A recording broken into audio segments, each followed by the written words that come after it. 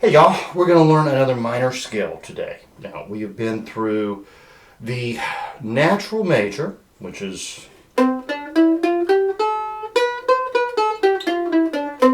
everybody knows that.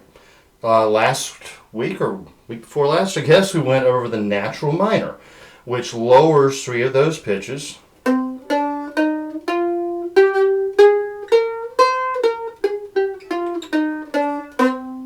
I think that's right. C, D, E flat, F, G, A flat, B flat, C. Yeah. Yeah. Also should sound very natural to your ear.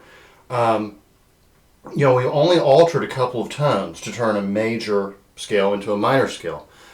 Now we're going to mix back in one note of the major scale, and it's going to completely alter the sound of the C minor. This is called the C harmonic minor. C natural minor again was C, D, E flat, F, G, A flat, B flat, C.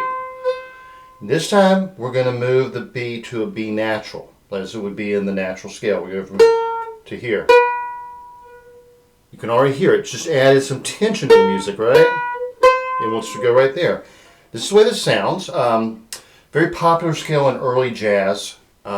Very good one to know if you're jamming. I mean, gosh, I can think of so many like Grateful Dead songs and such where Jerry and Dave Grisman, when he was jamming with them, would start playing a scale like this: a harmonic major, a melodic major, or what they call, minor, harmonic minor, melodic minor, or what they call the jazz minor, which is almost a mix between the two. We're going to get into all of these. This is the first one, and it's really simple. And just listen to how it changes the sound of it.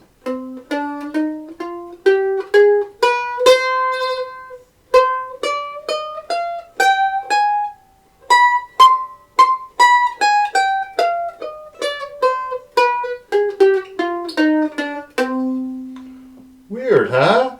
It always has sort of a Middle Eastern sound to it. This was really popular in 1920s jazz. One fret, one finger, one fret, totally changes the sound of this minor scale from, let's see, 2,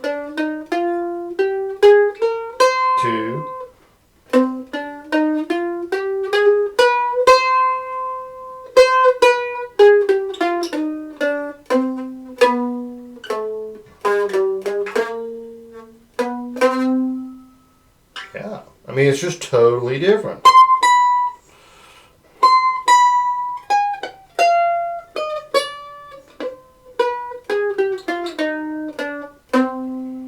And it's that easy.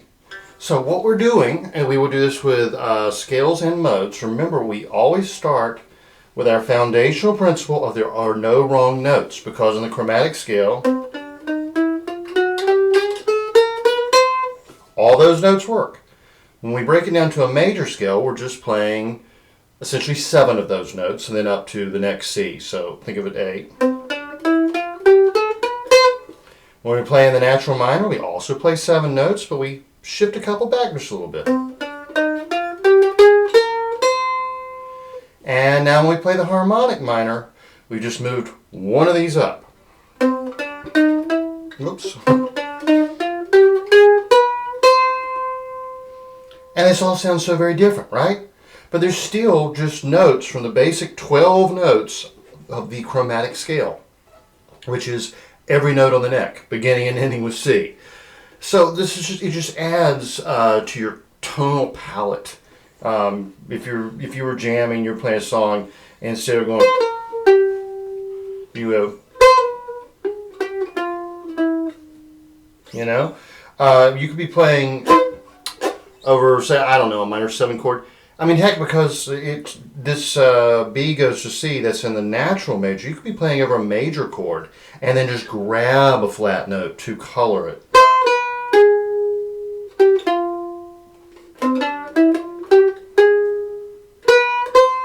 Yeah, it's a little off. It's a little like outside. That's what's called an outside sound. That's what adds color to your music, and that's what makes it sound interesting. And if you do it twice, It's always going to sound right to the ear. If you do it just once and then go back to something else, it may sound like you made a mistake, but so do it twice, and then everybody knows it's intentional. And as always, if you do it unintentionally, do it again and everybody thinks it's intentional. And that's when they think you're a really creative musician. So I'm not kidding. I mean, I am kidding, but I'm not kidding. Most of the musical discoveries, most of the great solos people came up with began as mistakes. They played a wrong note. And then they played it again and put it in context. And they thought, I like that. I'm going to try it a third time. And then someone else heard them play it twice, and they were like, ooh, that's really good. I'm going to try that, and I'm going to add a little twist to it.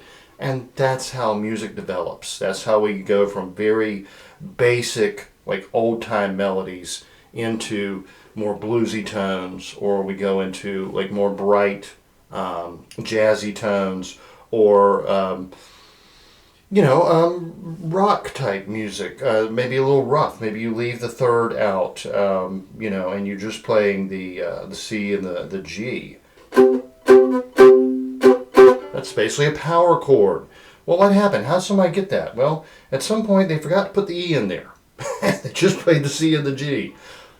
Link Ray and Rumble probably did it the first time, and it was awesome. Link Ray from North Carolina, up in the Dunn area, jammed a pencil into his amplifier and started playing power chords on a tune called Rumble. If you've never heard it, look it up on YouTube. It's from the 50s. It'll blow your mind. It's the first punk rock song ever recorded, more than likely.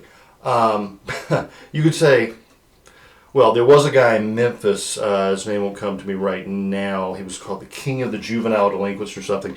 He recorded like 3 completely crazy, awesome songs. But they weren't released. So Link Ray was far more influential. In fact, his music was banned from the radio in New York because they thought it was going to cause a riot. It was so energetic. But then certainly Deep Purple and all those guys did it in the 70s, but late 60s, early 70s. Where did we get there? Somebody probably made a mistake and played a 2-note chord instead of a 3-note chord. And somebody else thought, yeah, that sounds good. I'm going to give that a try. And so now you have one more scale you can put with it. I'll just go one more time. C, D, E flat, F, G, A flat, B natural, C.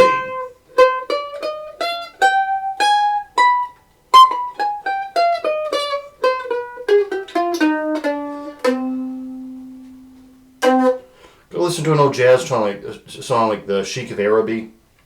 Really kind of a creepy tune, actually. It was very popular in the 1920s, and you'll hear that scale actually used quite a bit.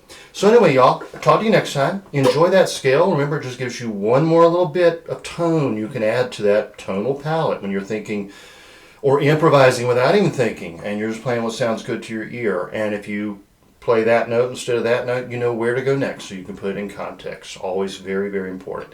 Email me if you got any questions, judson@judsoncarroll.com, or leave a comment in the comment section below the video. I'll get right back with you. Have a great week. Go continue stuffing yourself on turkey and dressing and tons of gravy. And this is my favorite time of the year because of turkey and dressing and tons of gravy and hams and beef roasts and everything that I absolutely love this time of year. Barbecue. Got to make some barbecue. Y'all have a good one. I'll talk to you next time.